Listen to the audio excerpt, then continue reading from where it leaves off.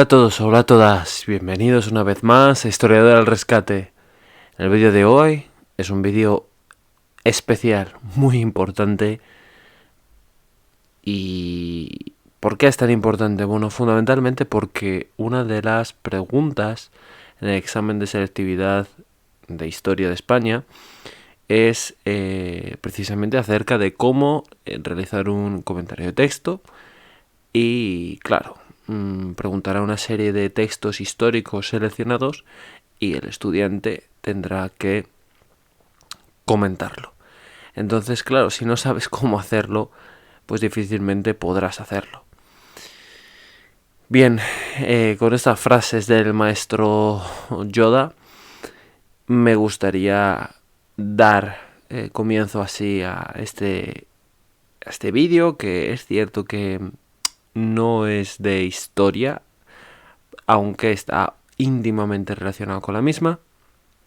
Y va a ir en las listas de reproducción tanto de primero de bachillerato como de segundo de bachillerato, puesto que mis alumnos de primero, aunque no tengan la selectividad tan a corto plazo como los de segundo, necesitan ir entrenándose para llegar a segundo de bachillerato como unos Navy Seals y ser capaces de hacer los comentarios de texto con los ojos cerrados.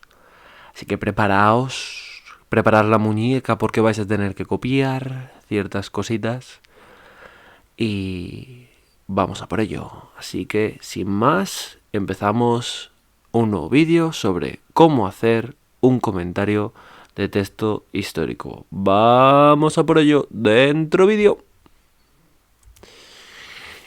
Bien, lo primero de todo, esto es como hacer una receta, ¿vale? Tú vas diseñando la receta con los ingredientes más importantes y luego con esa receta quieres hacer un plato. Puede ser una paella o puede ser cualquier otro tipo de plato o incluso un postre, una tarta.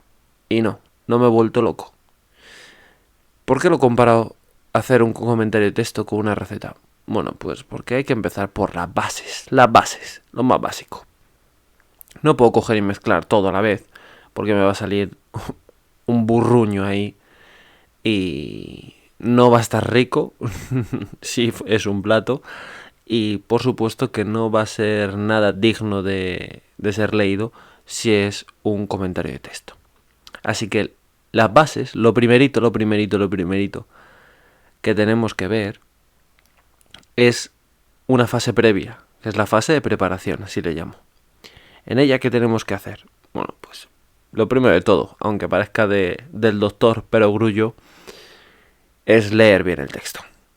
Hay que leer el texto que se nos ofrece. Por favor, si es un texto, que seguramente lo sea, el cual lo hemos ido trabajando en el curso, sobre todo a mis alumnos de Historia de España, segundo bachillerato, no me seáis necios y vayáis corriendo.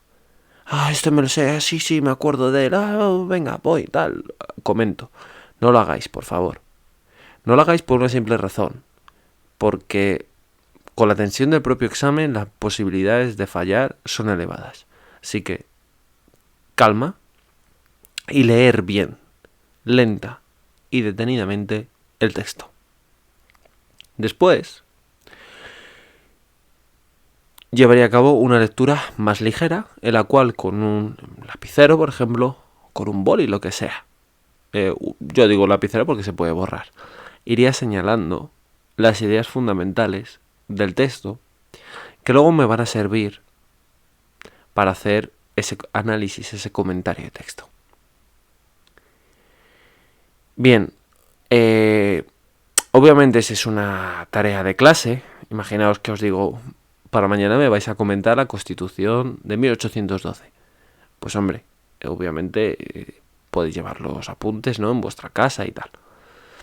Pero, otra vez del doctor Perogrullo, esto en el examen de selectividad o en un examen normal no lo podéis hacer, lógicamente. ¿Vale? Así que, ¿qué toca? Din, bingo, estudiar. Y esto me lleva a un punto muy importante. Creo que lo menciono de nuevo en el PowerPoint. No, y repito, no se puede hacer un comentario de texto, o al menos no con la calidad suficiente y que va a ser la que os voy a exigir, si no se ha estudiado el tema. Así que por favor, en el examen de selectividad os darán 2 opciones, 2 textos probablemente. Elegir uno, ¿vale? Elegir uno. Uno que por favor sea del tema que os hayáis estudiado y que lo sepáis. Y si no, elegir el que del que más sabéis. Pero no cojáis uno porque sea más corto, pero no tengáis ni repajolera idea. ¿Vale? Aclarado esto, pasamos a la propia fase del comentario en sí, del análisis del documento. Aquí tenemos 4 etapas. La primera, vamos a ir desgranándolas poco a poco, sería una clasificación.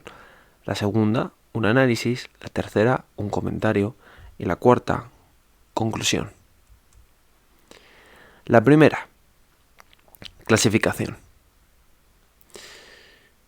Bien, en la clasificación hay que ver esta serie de ítems, de puntitos o subapartados, llamarlo como queráis. La naturaleza temática del texto, es decir, el tipo de texto que tenemos enfrente. Hay que decir también en esta fase el autor o autores del mismo. El tercer ítem sería el destinatario. ¿A quién está destinado? El cuarto, la intencionalidad del texto. Y el quinto, el contexto histórico. Las circunstancias históricas que rodean a ese texto. Es decir, no es lo mismo un texto que se ha escrito en el siglo XVIII, por ejemplo, que un texto que se produce en la Guerra Civil Española. Vamos a ir ítem por ítem, apartado por apartado. Bien, el tipo de texto. Pues dependiendo del origen del texto puede ser una fuente primaria o una fuente secundaria.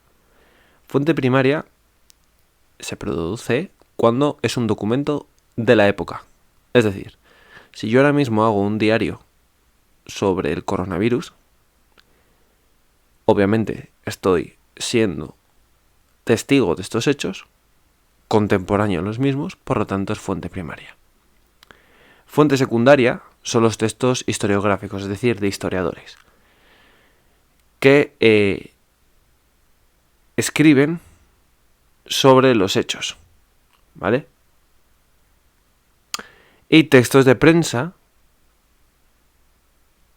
que va a escribir sobre los hechos. Normalmente las fuentes secundarias son aquellos que no son presentes a los hechos que se narran, ¿ok? Es decir, si un historiador del mañana, dentro de 50 años, escribe sobre los confinamientos debido al coronavirus, pues obviamente va a ser una fuente secundaria. Vale. Por el tipo de texto tenemos, hemos hablado del origen, vamos a ver la forma. Según su forma puede ser un texto jurídico, si se trata de una ley, de un tratado, de una constitución.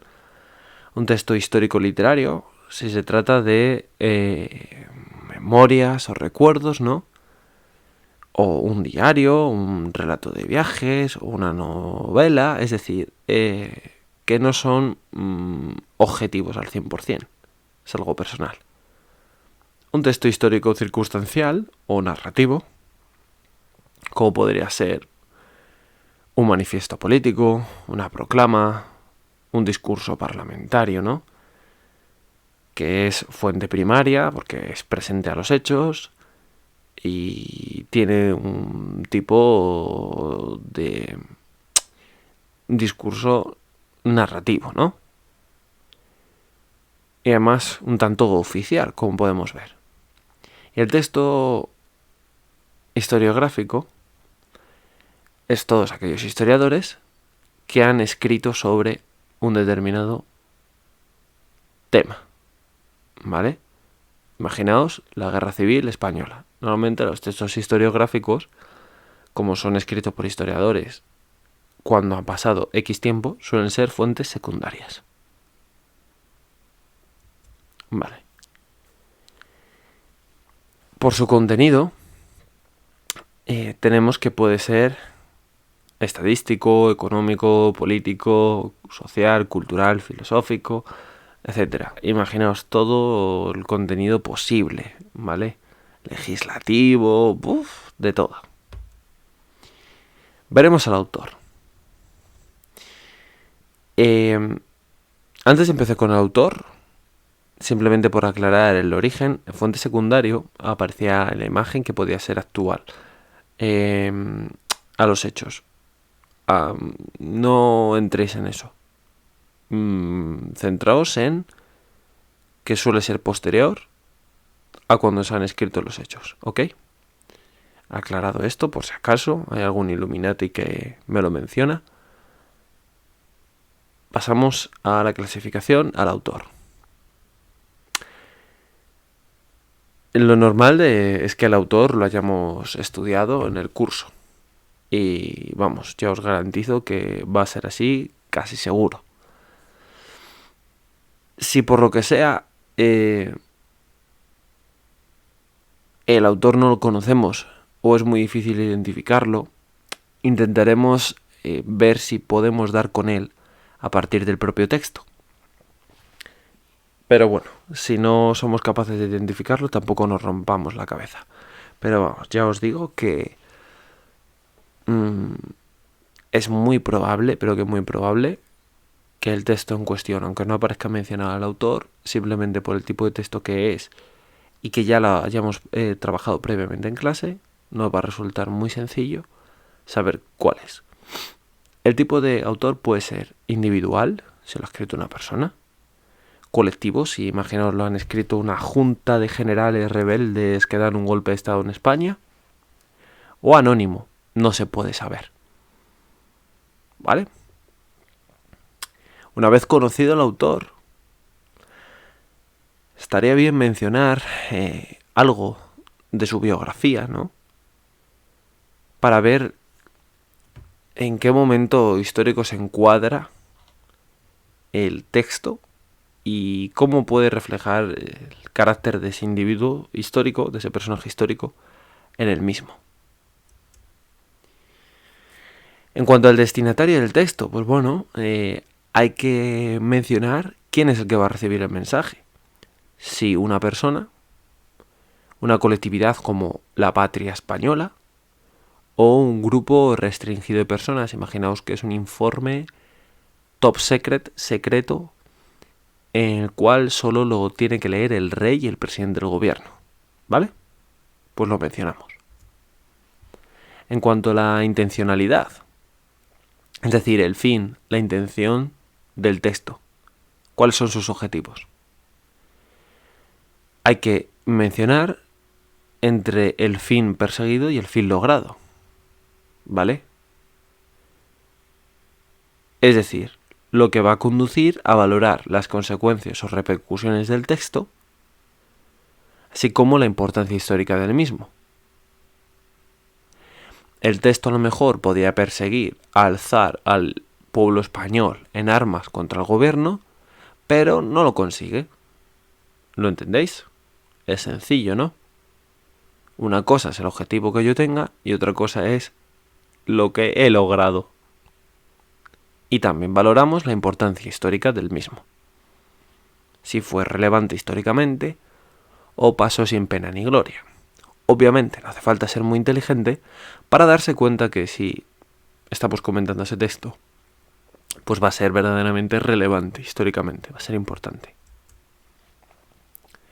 En cuanto a las circunstancias históricas, pues es fundamental situar el texto en el tiempo y en el espacio, es decir, en una datación cronológica, en qué periodo de tiempo sale.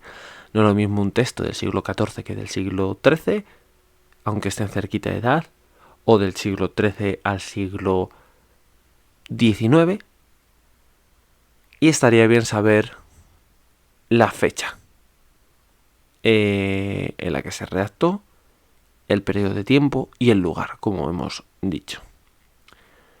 Esto nos va a permitir, a partir de ahí, ¿el qué? Situar los hechos históricos.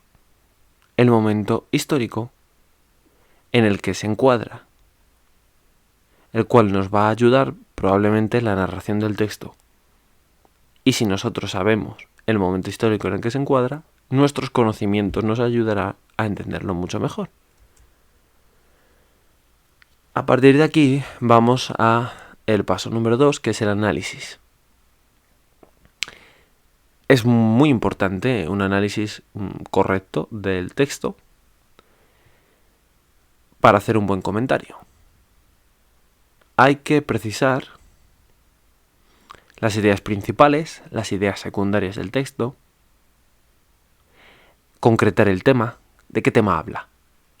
Si estamos hablando de un manifiesto de un golpe de Estado, pues es una temática militar, del alzamiento de las tropas franquistas en el 36, y la idea principal es que hay que liberar a España del comunismo, y la idea secundaria es que hay que crear un régimen militar, por ejemplo, por inventármelo. Y así podemos establecer una relación entre el tema y las ideas principales y secundarias. Asimismo, sería importante, si aparecen nombres de personas, pues explicar, ¿no?, quiénes son, las circunstancias, los hechos más importantes. Bien. Por lo tanto, para seguir un esquema, tendríamos que definir y precisar los términos, es decir, nombre de personajes, como hemos dicho, instituciones, palabras relevantes. Bien. Todo esto se supone que en la fase previa de preparación del comentario les hemos ido señalando, ¿no?, las ideas, los personajes, las instituciones con nuestro lápiz, como os dije. Recordad la metáfora de la receta. El tema.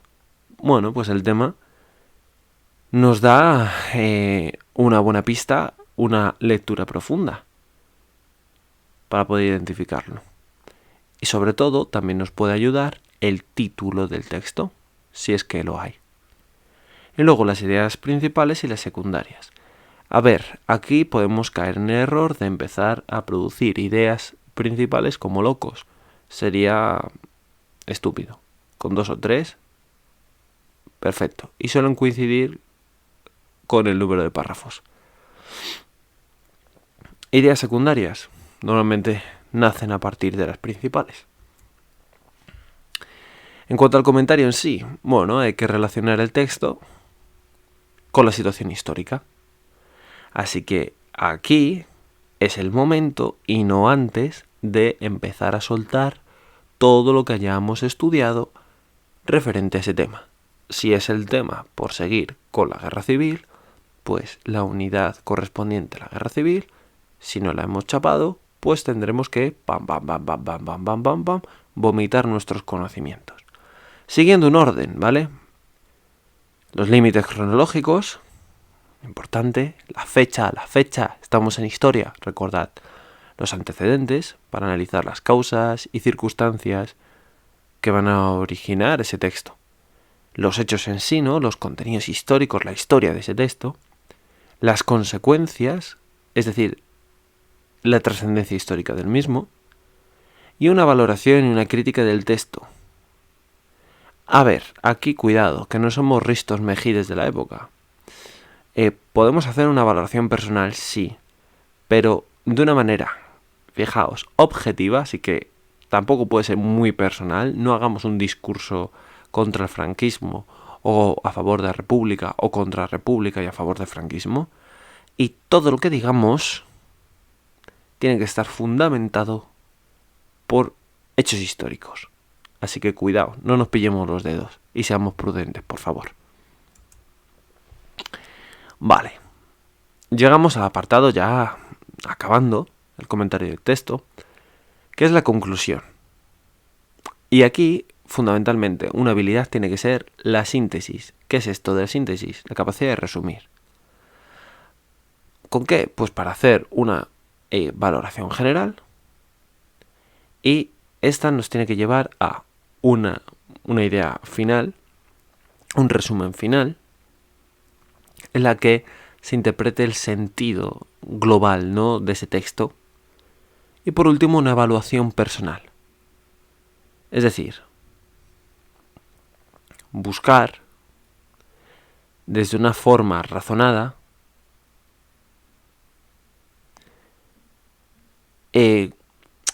cuál, en nuestra opinión, es el interés que tiene ese texto desde el punto de vista histórico, o qué aportación hace el mismo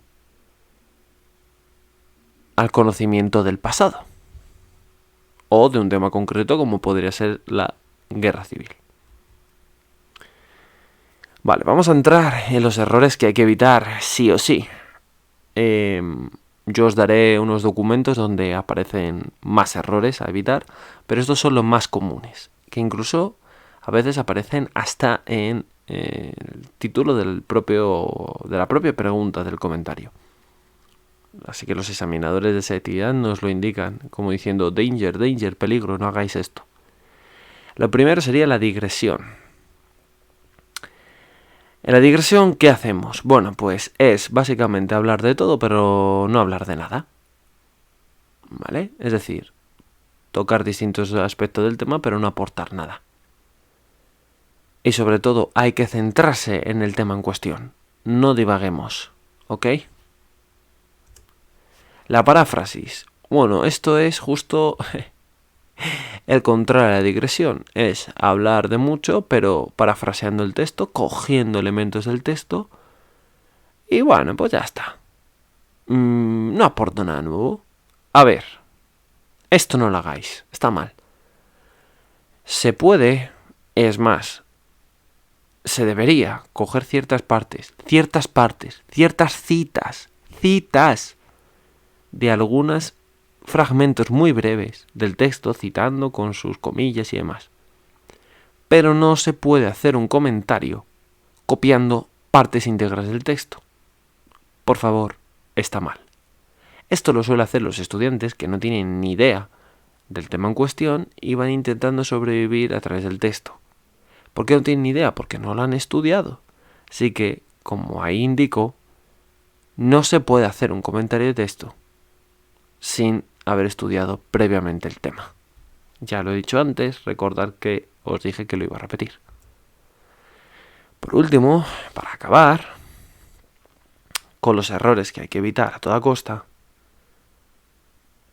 hay que evitar en todo momento utilizar el texto como una excusa para escribir un tema en general.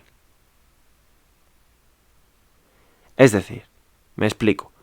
Yo no puedo coger el texto y empezar, bueno, pues sí, pues como menciona la guerra civil, pues hablo de la guerra civil. No, cuidado. Tienes que hablar de la guerra civil, pero partiendo del texto. Entonces, mis conocimientos tienen que aclarar el texto. Y no al revés, el texto no tiene que aclarar mis conocimientos.